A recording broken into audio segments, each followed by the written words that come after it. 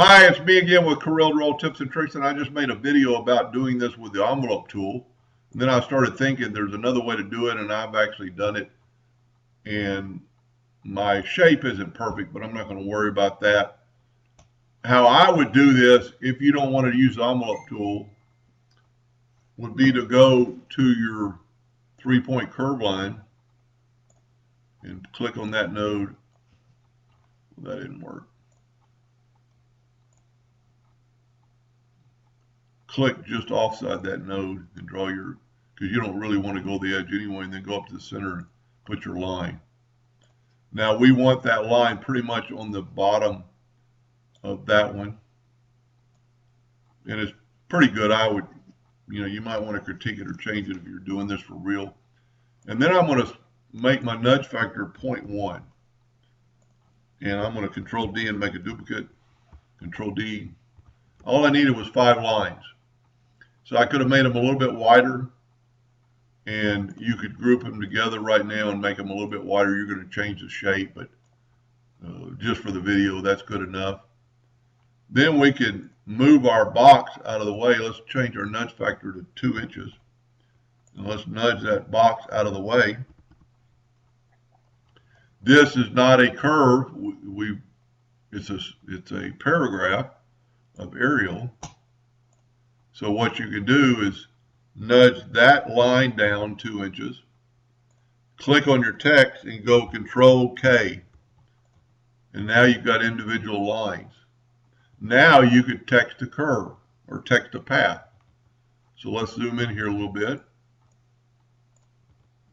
You've got your shape, and go up to text and text the path and put it on that path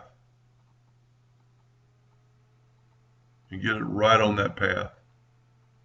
Now the red line is telling you you're on the end of the path, but for the video that's going to be good enough. Now let's take this next line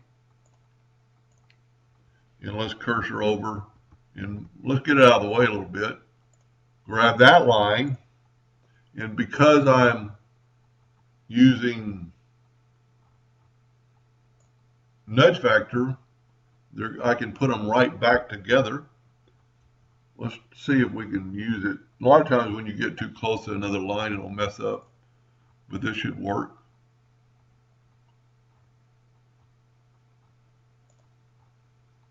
Then take your last line, or the last line. So it would have worked if I would have just kept them on top of each other. Text the path, kind of center it, and then the last line, that's why I moved it over.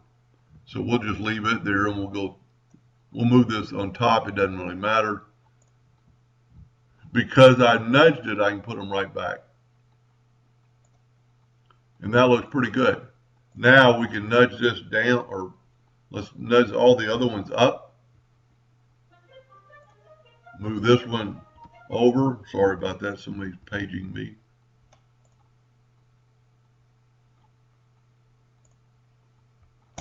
And let's look at it. Zoom in here. Looks pretty good. Then you could just select it all, go up to arrange and break the 10 objects apart, and then remove these lines. Your path lines. I think this actually looks better than the envelope tool. And because we have not moved it with anything but the nudge, we can nudge it right back. So there's another way. And you could still play with this and change it, size-wise. Since you've got it all grouped together, you could make it, well, that's grabbing this, but you could grab the text and group it together and then stretch it out just a hair if you wanted, and then use your nudge keys on a real light nudge, 0.001, grabbing the text, and you could move them around minutely. And we're a little bit off skew, so you could actually do that.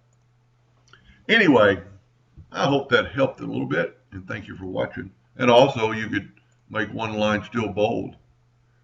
or make it italics, if you wanted to emphasize something. Anyway, hope that helped a little bit. Thank you for watching.